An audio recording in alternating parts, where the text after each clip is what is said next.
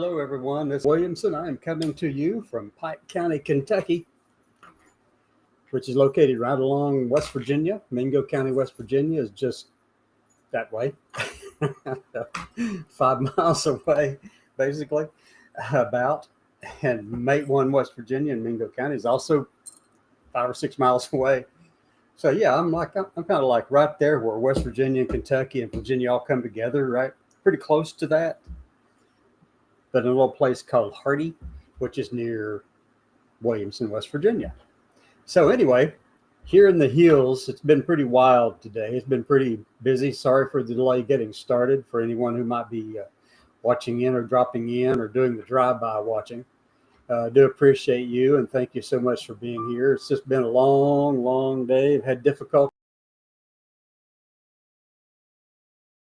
The internet connection. It's been wild.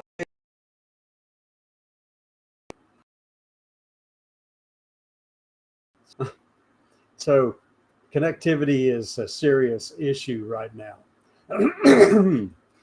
So, as all of you know, over this past weekend on Saturday, President Trump, well, I guess he'd authorized it before that, but the Air Force took out using B-2 bombers, took out the nuclear sites, having a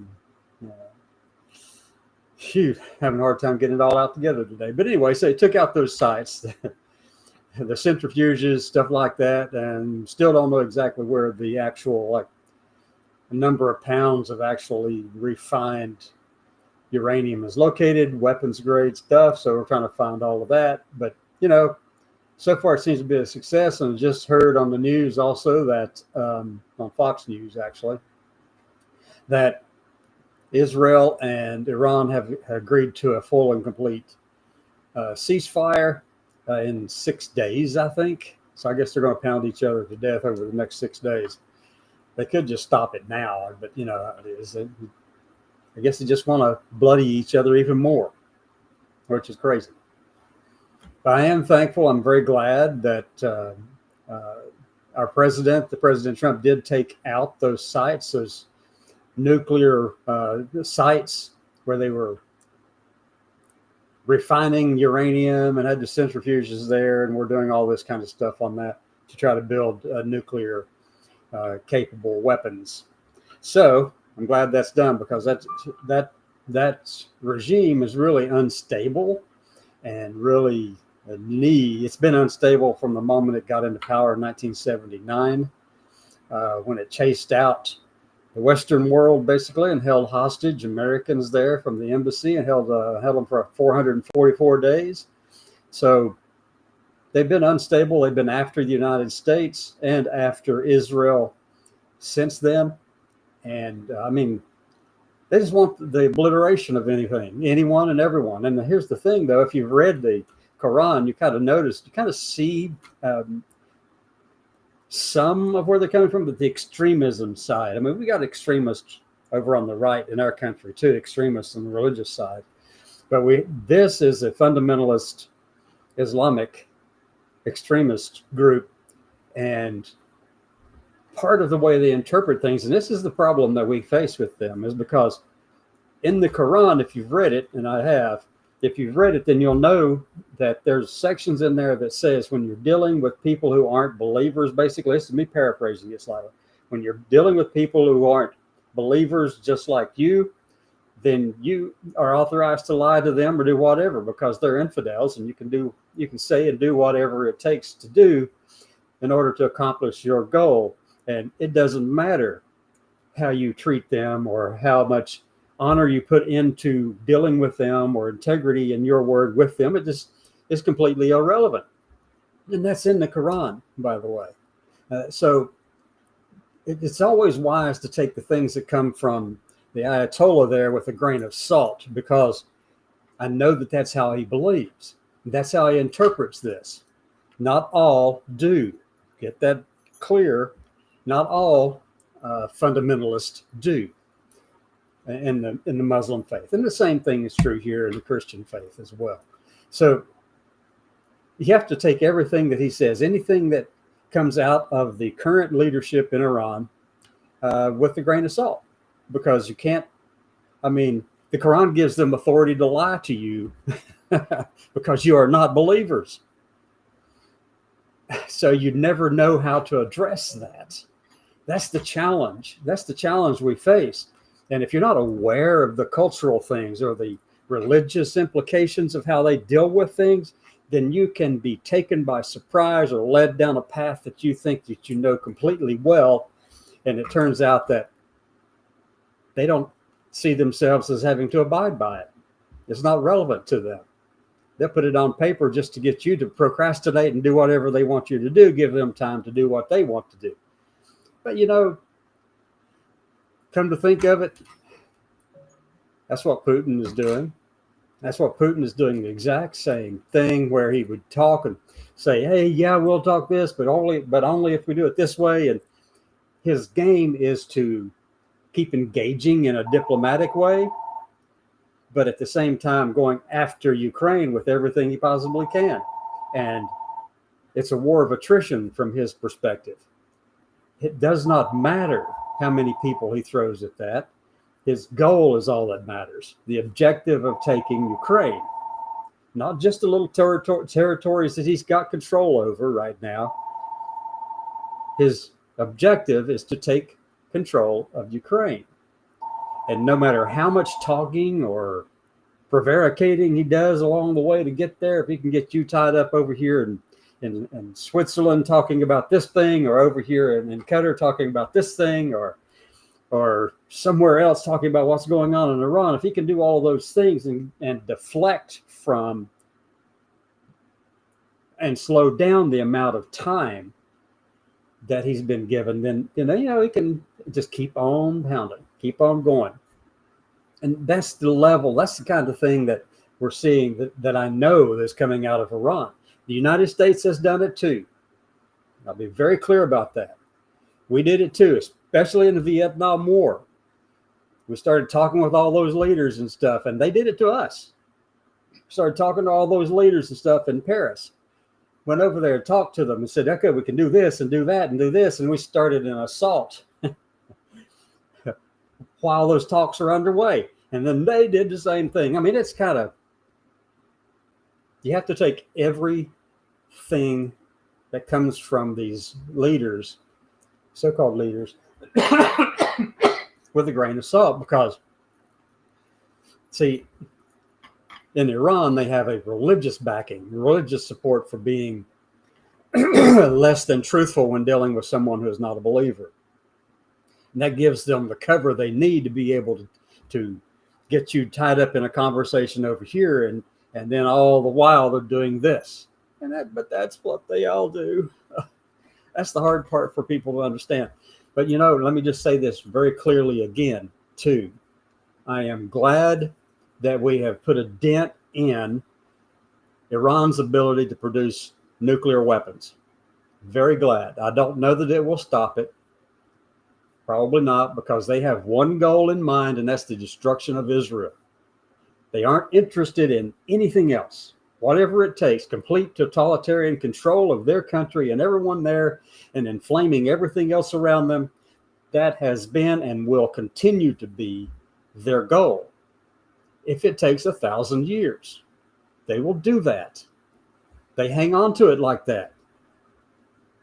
And we have to know that. We've got to think about that. We've got to be aware of that, because, something that could have happened in the 14th century can still be a point of conflict today. Okay, well, the anti-Semitism that comes out of Iran is also something that happened, let me see, 1200 BC? Yeah, this kind of thing hangs on in a culture like that. Especially when you have someone who says, this you shall do, and you can do this and lie and cheat and steal and do whatever you want to all these people over here, because they aren't like us. But, we all say the same stuff, don't we? It's not just them, not just their religious beliefs. We do the same thing. We have a problem with it too. And on the world stage, The United States has a reputation for not keeping its word. If you don't believe it, just look around, folks, because all it takes is a new administration to come in and they go, oh, we don't like that particular thing right there. We're going to go click, it's gone. We do it all the time. It's no wonder there's so many people in the world who don't like the United States. They'll respect us with the power we've got. As somebody mentioned on one of the Fox News programs earlier today, we are a hegemonic power. That means nobody else can compare to our power, our level of military strength in the world. I mean, right now, no one. But all it takes is a massive number of people, like, I don't know, 200 million Chinese soldiers. That's that kind of puts us on a different level with them. And their technology that they're catching up and actually exceeding ours in some things. You know why? Because they've got a lot more people and resources to pull from on their knowledge base. That's why. That's why.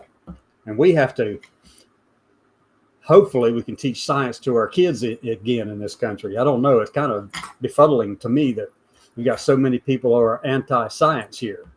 It just blows me out of the water. I mean, yeah, I'm ranting on about all kinds of stuff tonight. But it just kind of gets under my skin, really, that there's a strain of anti-intellectualism here in this country, and that I'm not the first one to notice it. I mean, there have been people who have talked about this for centuries, like at least 1.5 centuries. Okay, that strain of it's a desire not to have to do anything that you don't deliberately want to do yourself, even if what you're doing is not necessarily good for 5 years or 10 years or 20 years down the road for the country, for the direction of our country. So anyway, I've got off on track on that one because there's so many things just going through my head about this past weekend. And I'll say it again and again and again. Trump did the right thing by taking out the nuclear facilities in Iran because it was an unstable regime. They would have used it material. They will develop it or get it from Russia or China or North Korea. They will get this, or Pakistan. They will get this material at some point in time. And we have to be ready for that. But we sure don't want to give them the opportunity to make their own while we're watching. But we do know that they're going to, once they get some kind of material like that, nuclear weapons material, either to make a highly explosive nuclear bomb, atomic bomb, or they can make a dirty weapon. I think they've got the material to make dirty weapons right now. And those could be extremely deadly and dangerous too. And we know that. So it was imperative that we take out what we can. Now, the question that I have is, hopefully the nuclear material was contained and didn't get picked up into the wind somewhere and actually blowing around. That would be like, that's a dirty weapon. We may have created a dirty weapon. Who knows? That's one question that hasn't been answered yet. But nevertheless, I still support what Trump did. That's on the outside of the country. The exterior to this country, what he has been doing with the tariffs and what he has been doing with Iran, and not so much with Ukraine. He needs to do more with Ukraine because it is conflicts in that part of Europe have had a tendency to draw the world in over and over and over again. And so we know the history of this area. We know the likelihood of drawing others into it. So it behooves us to make sure that Ukraine is able to protect its borders and its sovereignty is supported. We don't want to see Iran collapse either in that regard. We do want to see the Ayatollahs gone. I know I do. The Ayatollah needs to go. Ayatollah Khomeini does need to go. The Iranian people do need to rise up and take him out of the game. They need to rise up and do something about that. That's on them, though. We have no business going in there and telling them what kind of government to develop or how to go about doing it at all. We do know that prior to 1979, they had a very westernized culture. I guess you could say westernized, but it was much more freedom there than what they have now by a long shot. People were free. Women weren't told to cover their heads or anything like that, or not to sing or dance. That's prior to 79. Many of the people who were alive then, I hope they can rise up and do something about it to restore Iran back to at least something that is not theocratic. We've got to get away from these governments that are theocratic, because in every instance, every time you have a theocratic government come along, they start bastardizing the entire concept of their belief system and go after anyone who doesn't agree with them. And that would happen here too, in the U.S. It would happen right here too if we allowed that to happen.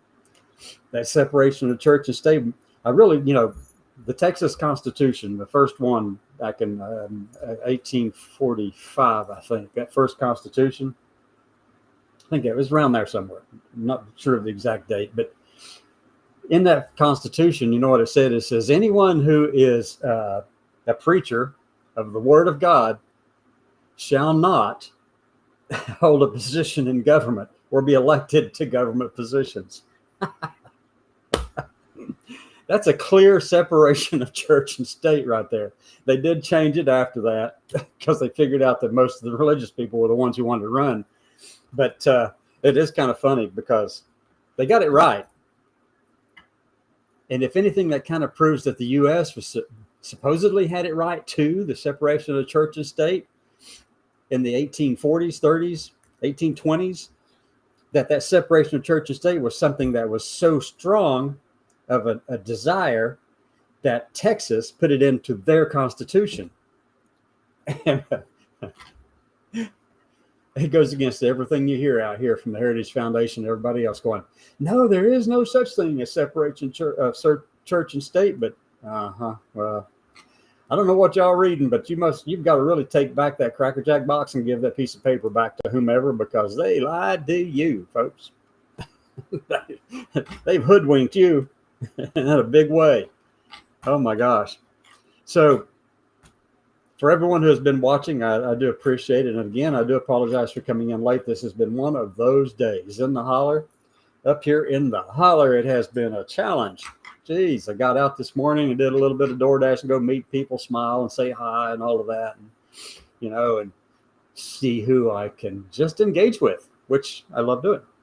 And then, let's see, came back home, I was going to get my cousin to the doctor, but she postponed for another day, rescheduled for another day. Go to the car parts place and pick up down at Advanced Auto down in South Williamson, Kentucky, and go down there and pick up some parts for my brother while he was working on his granddaughter's car. Got the wrong part and had to go back. I'm not a car person. No, at all. Not at all. And then went back out to the store and picked up a router, and the router is brand new, but I'm still having some challenges with this thing connecting. It's like running on molasses or something. Anyway, I hope you have a great evening, and I'll try to connect with you tomorrow sometime around noontime, and then also at 6 tomorrow evening. And I hope you have a great evening. I hope the world gains some peace. And while you're talking about peace and stuff like that, you know what? I'm gonna tell you something about my religious background too. All right, so I come from a fundamentalist Christian background. I actually worked for a fundamentalist televangelist preacher and his wife down in Texas. And they're good people, really good people. Down at heart, they're good people. They have nothing to do with who I am today. They are opposed to me. As a matter of fact, they've been on the president's religious council. So we know that these things are there, and it's just curious, very curious to me. But anyway, that fundamentalist background, talking about what's going on over in the Middle East right now, I can't help but think about the book of Revelations in the New Testament, where it talks about the arrows flying over the Israel, Armageddon, and all that kind of stuff. Got the big arrows flying over, long tails. 3 years of peace. Anyway, I'll leave you with that.